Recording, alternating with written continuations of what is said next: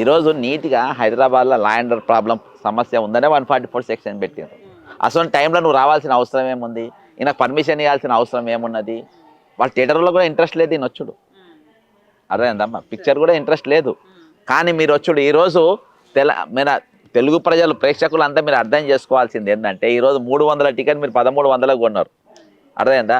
మీకు అంత మీద పడి మీకు ఇచ్చే వాల్యూ ఏమున్నది?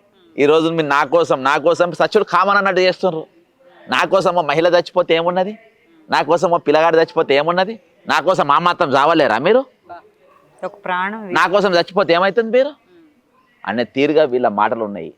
నేను పోలీసులు అరెస్ట్ చేస్తుంటే విజువల్స్ మీరు చూడండి, తండ్రి కూడా పోయి పోలీసు జీబ్లో కూర్చుంటారు.